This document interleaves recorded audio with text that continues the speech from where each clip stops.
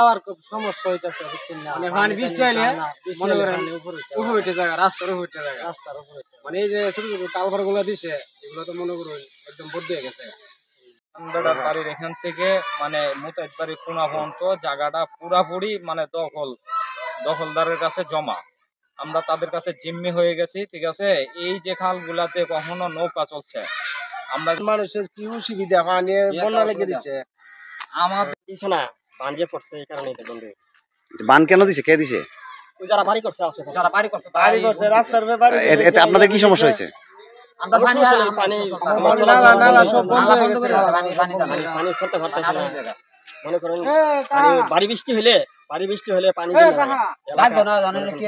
খারাপ হয়ে যায়, পানি জমা যায় পানি করতে পারে না, পানি করতে পারে না, মানে খালে দিয়ে পানি নিষ্কাশনই তো নিষ্কাশন রাস্তাঘাট যা আছে সব দখল করে বাড়ি বৃষ্টি হচ্ছে জায়গাটা প্লাবন হয়ে যায়, বুঝছেন সমস্যা। এই পানি বাড়ির মাঝে নালা বেশিরভাগ ফসল নষ্ট হয়ে যেতেছে, মানুষের চলাফেরা পথঘাট নষ্ট হয়ে যেতেছে।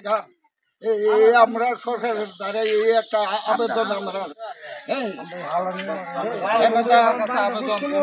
আপনার দৈরাবাড়ি থেকে দৈরের হাল পর্যন্ত এই জায়গা সারাটা তল হয়ে থাকে, মানুষের চলাফেরা করতে না, ফসলের লেগে সমস্যা, কৃষি সব মাই যেতেছে। সরকারের দ্বারা আমরা আবেদন যে সমস্যার তারাও ইয়ে পর্যন্ত দৈনের হাল থেকে দৈরাবাড়ি পর্যন্ত এই জায়গা ইয়ে করে সব মারা যাইতেছে, এই আমরা আবেদন সরকারের দ্বারা। এই হালটা কি কত বড় ছিল, কিরকম ছিল?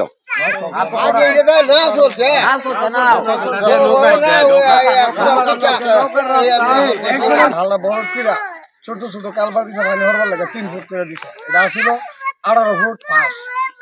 এখন এটা আমরা পানি হরে না, হর দিকে আমরা বাড়ি করে গিয়ে পানি উঠে কৃষি করতে সমস্যা, ধান টুন দিতে পারে না, সর্বদিক দিয়ে সমস্যা হয়েছে। আমরা উপজেলা উনি আসছে, ওনার কাছে আমরা একটা দরস্ত নিয়ে যাবো, সবাই আশাবাদী, কারণ আমরা ময়মপুর সবাই আসছি, এই হালটা নিয়ে আমরা সমস্যা আছে, এই হালটা নির্মাণ করা দরকার, তাহলে আমাদের সবার সুবিধা হবো। বাড়ি অত্যাচারে আমরা খুবই ভুক্তভোগী, আমরা চাই সরাইল কিংবা যে কোনো দেশবাসীদের কাছে আমরা অনুরোধ করি, চাই আমাদেরকে মুক্ত করে দেন, খালটা পরিষ্কার করে। জি ঠিক ঠিক আছে,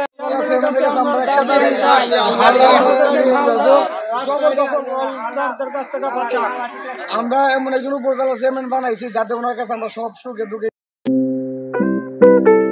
অত্র অঞ্চলের জনগণের একটাই প্রাণের দাবি, নবনির্বাচিত উপজেলা চেয়ারম্যান জনাব শের আলম সাহেবের কাছে একটাই দাবি, এই খাল উদ্ধার। এই খাল উদ্ধার এই অঞ্চলের মানুষের প্রাণের দাবি। এই অঞ্চলের মানুষের বাড়িঘর, তারপর ফসলি জমি অল্প বৃষ্টিতেই নষ্ট হয়ে যায়, পানি উঠে, সেই জন্য ফসল নষ্ট হয়ে যায়। তাদের একটাই আকুল আবেদন, এই খালটি ভূমিদস্যুদের কাছ থেকে উদ্ধার করে তাদের হালটিকে বহমান করে দেওয়ার জন্য। মুরব্বীরা বলেছেন যে আগে এই খাল দিয়ে নৌকা চলতো, এই খাল দিয়ে মানুষের নাইলার বুড়ান্ত, তারপর পাট জাগ দিত। আজকে সেই খাল নাই, সেই খাল ভূমিদস্যুদের হাতে বিলীন হয়ে গেছে।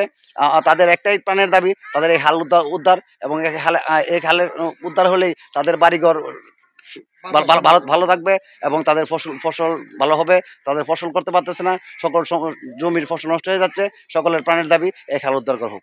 ধন্যবাদ সবাইকে।